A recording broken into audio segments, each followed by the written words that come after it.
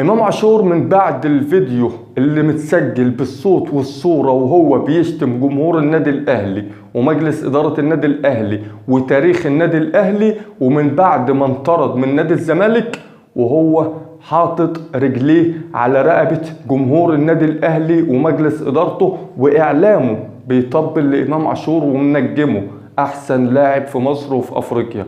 امام عاشور الحراق، امام عاشور المشطشط. مشطشط عشان خاطر ايه؟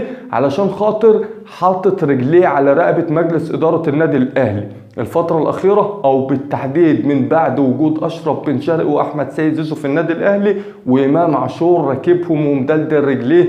ده حرفيا مش ان انا طالع ان انا اعمل سخرية في النادي الاهلي او مجرد ان انا اشتم في النادي الاهلي وجمهوره، لا ده حقيقي. وبالدليل على الكلام ده تسريب الخبر بتاع ان الزمالك بيفاوض امام عاشور.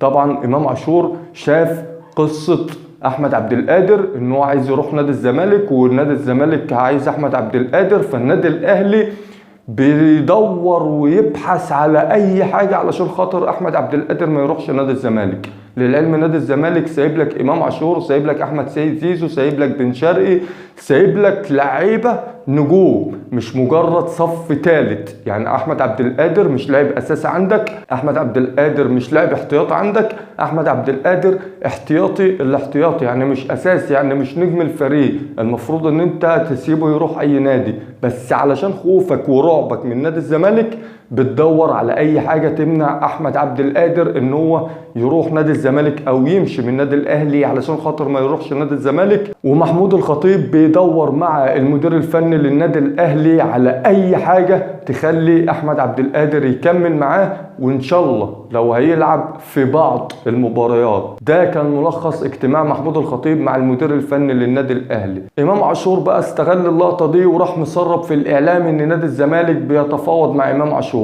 اللي باقيله في عاده 3 مواسم مع النادي الاهلي. انت متخيل يعني عاده ما قربش يخلص او باقيله سنه وعاده ينتهي؟ لا، ده باقيله 3 مواسم مع النادي الاهلي، وسرب لهم خبر ان نادي الزمالك بيفاوض امام عاشور. من هنا ركب اداره النادي الاهلي وجمهوره بدات تخبط في بعضها. ليه؟ علشان خاطر امام عاشور عايز يكون في الفئه الاولى، مش بس كده، وعايز ياخد 500 مليون جنيه. تخيل يا مؤمن ان بعد تسريب الخبر ده محمود الخطيب اللي انتوا بتقولوا عليه اسطوره واللاعيبه بتتمنى تروح النادي الاهلي علشان خاطر الامجاد والبطولات والجنيه في الاهلي ب 20 جنيه بره و30 جنيه بره، ينفذ طلبات امام عاشور ويحطه في الفئه الاولى بالمبلغ اللي طلبه امام عاشور ب 500 مليون جنيه. تخيل يا مؤمن 500 مليون جنيه امام عاشور يطلبهم والاهلي ما يقدرش على طلبات امام عاشور، بس للاسف بينفذها غصب عنه مش برضاه.